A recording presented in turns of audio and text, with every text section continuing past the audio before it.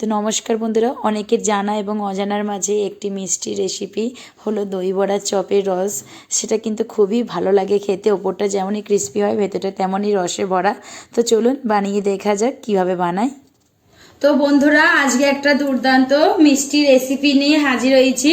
এটা খেতেও যেমন খুব সুন্দর হয়, কিন্তু বাড়িতে থাকা সহজ উপকরণ দিয়ে এই মিষ্টিটা কিন্তু বানিয়ে নিতে পারবেন। দেখুন কত সহজভাবে বানায়। এখানে লাগছে কিন্তু 1 কাপের মতন আমি ময়দা নিয়েছি। চাইলে কিন্তু আপনারা পরিমাণটা বাড়িয়ে নিতে পারেন, তার সাথে সাথে যেইগুলো দিচ্ছি সেইগুলো তাহলে কিন্তু বাড়িয়ে দিতে হবে। তো আমি এখানে মাঝখানটা একটুখানি সাইড করে নিয়েছি। এখানে কিছু গুঁড়ো অ্যাড করতে হবে, যেমন এখানে লাগছে। তো দেখুন বন্ধুরা, এটা কিন্তু আমার বেকিং সোডা লাগছে। বেকিং সোডাটা আমি দিয়ে দিলাম। বেকিং সোডাটা দিলে খুব সুন্দর খাসতে হবে এবং চিনির যে রসটা সেটা খুব ভালোভাবেই ডুববে, খেতে কিন্তু খুব ভালো লাগবে। তার জন্য কিন্তু বেকিং সোডাটা আপনাদেরকে দিতে হবে অবশ্যই। তো বন্ধুরা দেখুন, একদমই কিন্তু অল্প পরিমাণে, যেটা একটু মিষ্টি লবণাক্ত ভাবটা না থাকাই চলে। তো তার জন্যই দেখুন খালি স্বাদ অনুসারে 1 চিমটির থেকেও কম দেখুন আমি কিন্তু লবণটা নিয়েছি। এখানটাতে আবার লবণটাও অ্যাড করে দিলাম। তো বন্ধুরা, এখানে 1 চামচের মতন কিন্তু আমি রিফাইন অয়েল অ্যাড করেছি। চাইলে আপনারা কিন্তু পুরোটাই ঘিয়েতেও করতে পারেন কিংবা পুরোটা রিফাইন অয়েলও দিতে পারেন, কিন্তু এইভাবে দুটো মিশ্রণে দিলে জিনিসটা ভালো। আর 1 চামচের মতন কিন্তু ঘিটাও অ্যাড করে দেবো। যেহেতু এখানে আমি পরিমাণটা ময়দাটা অল্প নিয়েছি, তার জন্য কিন্তু আমি 1 চামচ করে দিলাম। আপনারা যদি বেশি করে নিয়ে থাকেন তাহলে কিন্তু এখানে সব কিছুইটা জিনিসটা ডবল করে কিন্তু নিতে হবে। আমি 1 কাপ চায়ের মাপে যেরকম আমরা নর্মাল চা খাই তার সেই কাপের মাপের কিন্তু আমি ময়দাটা যেহেতু নিয়েছিলাম, তো সেই পরিমাণে কিন্তু সমস্তটা জিনিসটা নিলাম। এই শুকনো উপকরণ ধরুন লবণ, বেকিং সোডা এবং ময়ামটা, যেটা আমি ঘি এবং তেল বানিয়েছিলাম, তো সেটার সাথে কিন্তু এই ময়দাটা ভালো করে কিন্তু মিশিয়ে নিতে হবে। দেখুন এই চামচের মাপেই কিন্তু আমি এখানে টক দই নিয়ে নিয়েছিলাম এবং এই স্প্রিংয়ের সাহায্যে কিন্তু আমি ভালো করে কিন্তু ফেটিয়ে নিয়েছিলাম। টক দইটা ফেটিয়ে দিলে কি বলুন তো, ভেতরে যদি কোনো দানা দানা ভাবটাও থেকে থাকে তাহলে কিন্তু সেটাও কেটে যাবে, খুব সুন্দর একটা স্মুথ পেস্ট মতন টাইপের কিন্তু জিনিসটা হয়ে যাবে। এরপর আমি এর সঙ্গে কিন্তু এই যে টক দইটা আমি অ্যাড করে দেবো। পুরোটাই টক দই আমি অ্যাড করে দেব। আর 1 চামচের মতোই নিয়েছিলাম। আপনারা কিন্তু যদি বেশি পরিমাণে করে থাকেন তাহলে কিন্তু টক দইয়ের পরিমাণটাও বেশি লাগবে।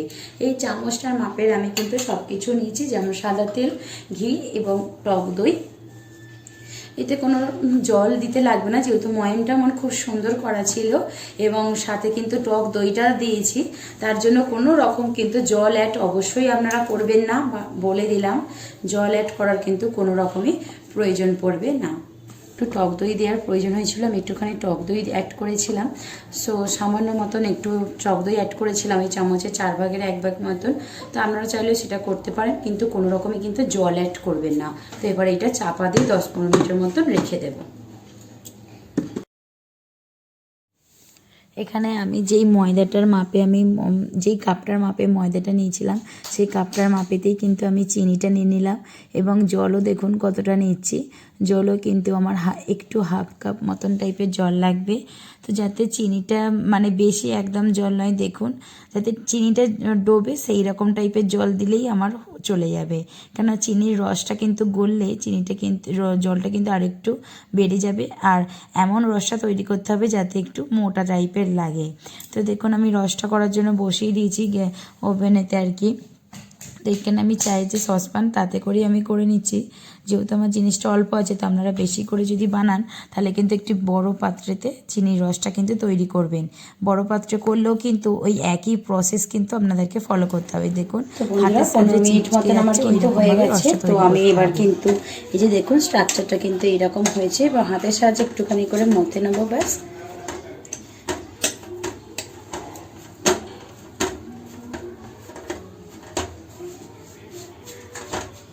এবং এই থেকে একটু ছোট ছোট করে এই যে লেচি কেটে নেবো। একটু ছোট ছোট করে কাটবে, তাহলে ভাজতেও কিন্তু সুবিধা হবে।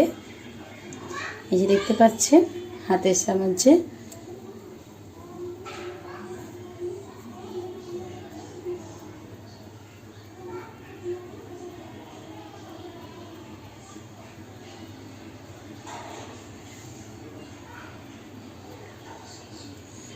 এই যে দেখতেই পাচ্ছেন এর মোটামুটি কতটা করেছি।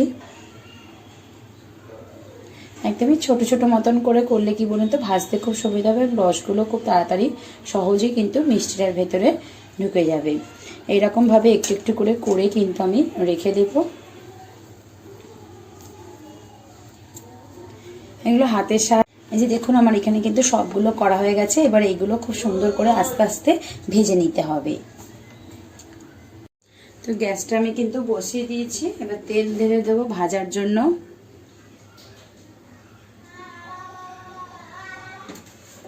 একটু তেলটা সামান্য হাত দিয়ে দেখতে হবে যে তেলটা গরম হয়ে গেছে, সেই রকম গরমেতে কিন্তু আমাদেরকে দিতে হবে। একদম বেশি গরম করা কিন্তু চলবে না।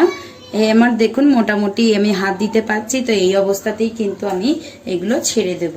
আর গ্যাসের ফ্লেমটা কিন্তু একদমই বন্ধুরা লো রাখবেন।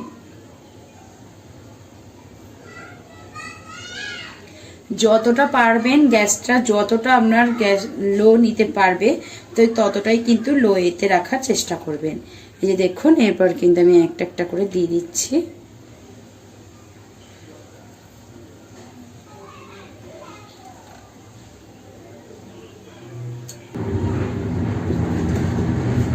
এখন কিন্তু উল্টাতে যাবেন না, আস্তে আস্তে করে একটু হয়ে গেলে তখন উল্টাবেন।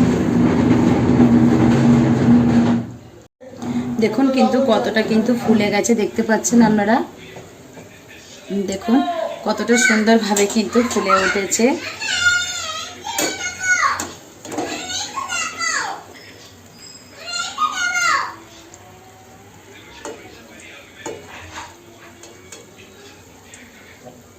আস্তে আস্তে আমি একটা একটা করে কিন্তু উল্টে দেবো। যেহেতু টক দই এবং বেকিং সোডাটা দেওয়া আছে তার জন্য কিন্তু খুব সুন্দরভাবে কিন্তু ফুলে যাচ্ছে।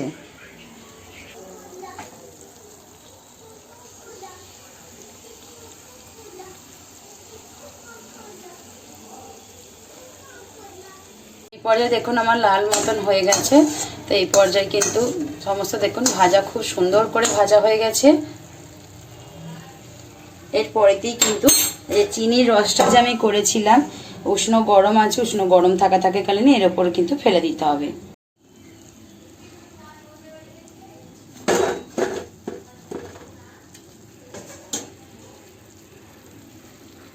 চিনি দেখুন এরপর কিন্তু এই একে একে কিন্তু সবগুলো কিন্তু এই চিনির রসেতে দিয়ে দেবো।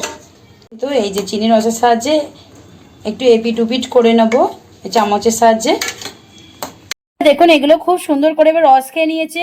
আমি এর থেকে এপিট উপিট করে তারপরে 3 থেকে 4 মিনিটের মতন রেখে দিয়েছিলাম। কোনো চাপা দেবেন না, এমনি ফাঁকা অবস্থা এমনি রেখে দেবেন। তাহলে জন্য আমি নিয়ে নিয়েছি কিন্তু এখানে গুঁড়ো দুধ, আর এই 1 আঙুলের মতন করে যতটা হবে তাতে কিন্তু এইভাবে ঘিয়ের একটুখানি মতন ছড়া দিয়ে এইটা একটা সুন্দর জিনিস তৈরি করে নেব। তবে কিন্তু ওপর থেকে ছেটা দিয়ে একটা খুব সুন্দর প্লেটে কিন্তু নিয়ে আপনাদের সামনে আমি হাজির হচ্ছি। তো বন্ধুরা দেখুন এই যে ভেতরটা দেখুন, ওপরটা যেমনই ক্রিস্পি আর ভেতরটা দেখুন একদমই কিন্তু রসে ভরা। তো দেখুন কতটা সুন্দর দেখতে লাগছে। দেখুন আমি হয়ে গেল না দই বড়ার চপ। এই সুন্দর মিষ্টিটা পরিবারের সকলের সঙ্গে আপনারা ভাগ করে খান, দেখবেন কতটা সুন্দর ভালো লাগবে। নিজেও খুশি এবং পরিবারের সকলে সবাই খুশি। তো আশা করছি এই ভিডিওটি খুব ভালো লেগেছে। একটি লাইক এবং একটি কমেন্ট করে জানাবেন, আর যদি বন্ধুদের সঙ্গে শেয়ার করেন তাহলে কিন্তু খুবই ভালো লাগবে। আর চ্যানেলে নতুন হলে চ্যানেলটি সাবস্ক্রাইব করার অনুরোধ রইল বন্ধুরা। তো টাটা, বাই বাই।